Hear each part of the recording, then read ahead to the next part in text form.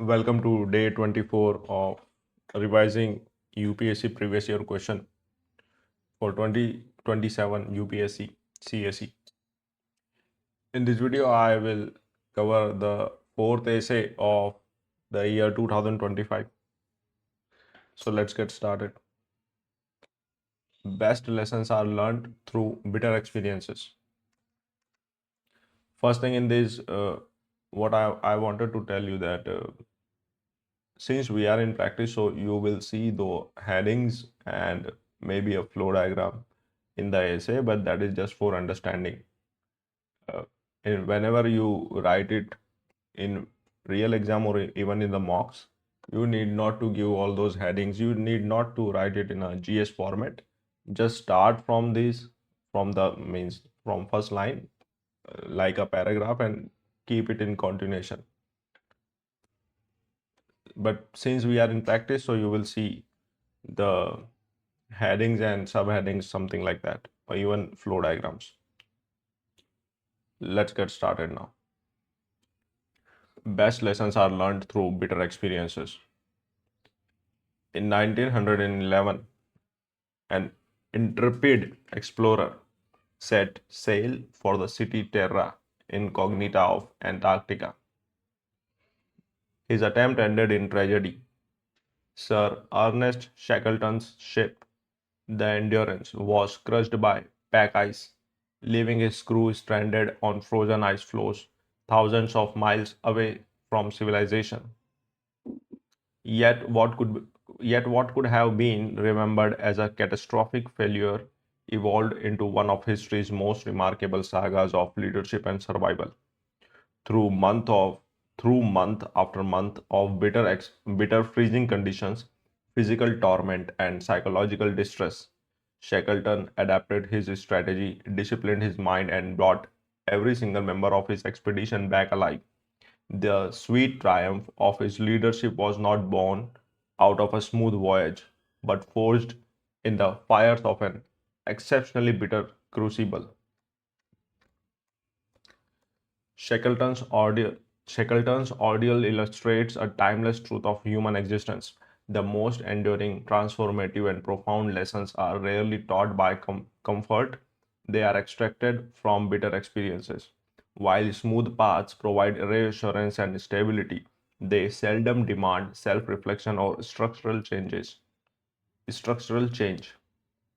Comfort breeds complacency, hiding structural flaws beneath a veneer of easy success. In contrast, bitter experiences manifested a personal failure, societal crisis, geopolitical conflict, or ecological disaster act as violent cognitive disruptions. They dismantle our illusions, expose systemic vulnerabilities, and compel both individuals and civilizations to adapt, innovative, and endure. The epistemology of suffering. Why pain teaches what pleasure conceals. To understand why bitter experiences serve as paramount teachers, one must examine the nature of human learning. Success flatters the ego. It tells us that our current methods, assumptions, and character are entirely sufficient.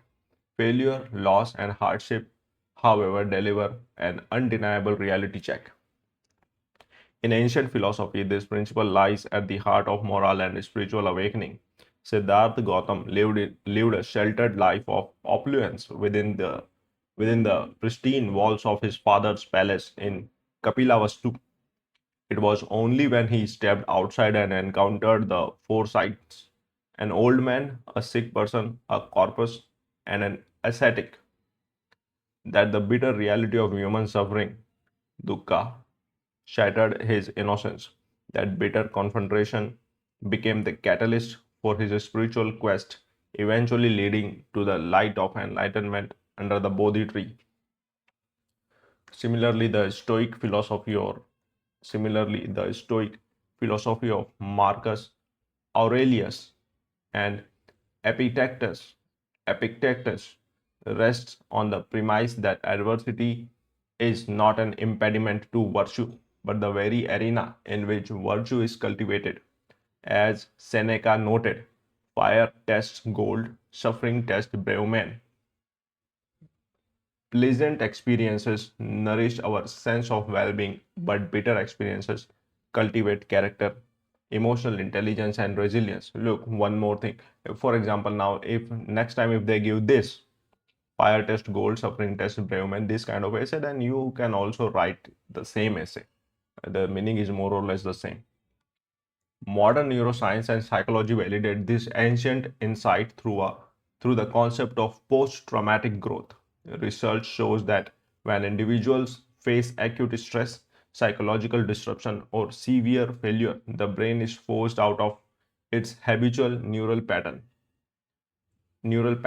Painful memories leave deep cognitive imprints, making the lessons derived from them nearly indelible. Painful memories leave deep cognitive imprints, making the lesson derived from them nearly indelible. Success teaches us what worked once, failure teaches us what must never be repeated. The crucible of individual growth, personal failure, character, and innovation. At the individual level, the path to greatness is almost universally paved with bitter setbacks. When Thomas Edison attempted to construct a commercial incandescent light bulb, thousands of material prototypes failed. To an external observer, these were bitter disappointments. To Edison, they were systematic elimination of error. I have not failed, he famously reflected. I have just found 10,000 ways that won't work. In the realm of science and innovation, failure is not the antithesis of success. It is its foundational precursor. The discovery of penicillin by Alexander Fleming occurred only because a culture plate was contaminated, a seemingly ruined bitter experimental failure that revealed the antibacterial power of mold. In personal leadership and public life, bitter personal trial functions as an indispensable filter. Abraham Lincoln's life was a narrative of repeated personal tragedies, business bankruptcies, and political defeats. Yet it was precisely the quiet resilience forged through those bitter decades that granted him the moral gravity and emotional stamina required to hold a fracturing nation together during the American Civil War. Likewise, Mahatma Gandhi's journey as a political and moral force did not begin in a grand assembly, but on a cold night at the Pietermaritzburg railway station in South Africa, where he was forcibly thrown off a train due to racial discrimination. That bitter encounter with structural injustice catalyzed his resolve, giving birth to Satyagraha, the moral force of non-violent resistance that eventually dismantled the British Empire in India. Institutional and policy evolution. How crisis force structural reform. Beyond the individual soul, institutions, governance frameworks, and national economies rarely undergo deep structural reform in times of peace and plenty. It is almost always a bitter crisis that compels states to abandon obsolete paradigms and reconstruct themselves. The economic tragedy of the economic trajectory of modern India stands as a classic case in point. For decades following independence, India operated under a low growth, highly regulated administrative state, the License Raj. Despite evident inefficiencies, political inertia prevented systemic change. It took the bitter balance of payment crisis of 1991 when foreign exchange reserves plummeted to barely 2 weeks of import and gold reserves had to be physically airlifted to London to shatter the ideological status quo. Out of that bitter economic humiliation emerged the historic LPG, liberalization, privatization, and globalization reforms, transforming India into one of the world's fastest growing major economies. A similar dynamic governs public safety and environmental regulation. The toxic chemical leak at the Union Carbide plant during the 1984 Bhopal gas tragedy remains one of the darkest chapters in industrial history. Yet that bitter tragedy forced the Indian Parliament to enact the Comprehensive Environment Protection Act of 1986, creating the statutory architecture for modern environmental compliance and industrial safety norms in India. Globally, financial governance follows the same law of crisis-driven evolution. The 2008 global financial crisis, triggered by unregulated subprime lending, inflicted severe economic hardship worldwide. However, it forced central banks and international bodies to dismantle opaque banking practices, leading to the creation of the Basel III norms and robust macroprudential regulatory frameworks that shield global finance today. Global order and geopolitics, civilizational wisdom forged in war. In the arena of international relations, history demonstrates the global peace frameworks are almost exclusively built upon the smoldering ashes of catastrophic conflicts. The horrific devastation of the First World War led to the initial, albeit imperfect, attempt at collective security. The League of Nations, when the League failed to prevent the even greater horror of the Second World War, culminating in the Holocaust and the atomic destruction of Hiroshima and Nagasaki, humanity was confronted with the ultimate bitter realization. Unchecked total war in an industrial age meant mutual annihilation. Out of the bitter wreckage of 1945, world leaders forged the United Nations Charter, establishes the Universal Declaration of Human Rights, 1948, and launched the Marshall Plan. Decades later, Europe, a continent that had served as the blood-soaked battlefield of the world powers for centuries, transformed its bitter historical rivalry into European Union, proving that shared suffering can yield enduring geopolitical integration and peace. Similarly, during the Cold War, it was the terrifying bitter brinkmanship of the 1962 Cuban Missile Crisis, where the United States and the Soviet Union came within hours of nuclear war, that finally taught both superpowers the imperative of direct communication and nuclear restraint.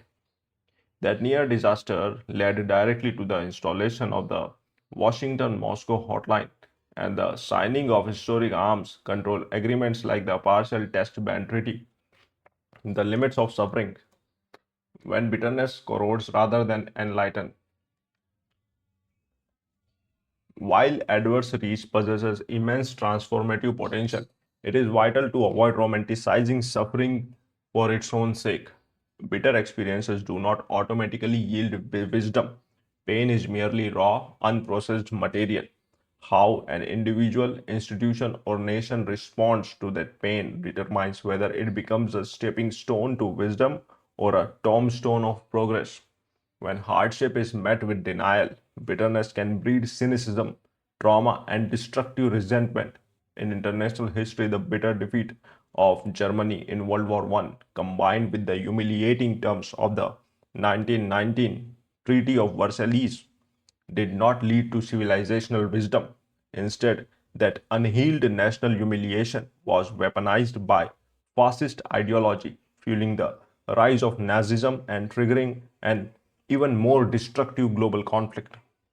Furthermore, severe systemic trauma, such as chronic poverty, intergenerational oppression, or violent conflict, can crush human potential rather than elevate it. As the second administrative reform confirms, as the Second Administrative Reforms Commission highlights in its governance reviews, prolonged administrative failures often induce learning often induce learned helplessness among marginalized population where citizens cease to accept justice or serve delivery from the state. Therefore, the defining factor is not the bitter experience itself, but the presence of critical reflection, ethical fortitude, and structural adaptability. Pain without reflection yields trauma, pain with reflection yields wisdom. Pain without reflection yields trauma. And pain with reflection yields wisdom. This can potentially be the topic for the essay. Future horizons. Navigating Climate Change and the AI Frontier. As humanity steps deeper into the 21st century, new categories of bitter experiences threaten to test our collective adaptability.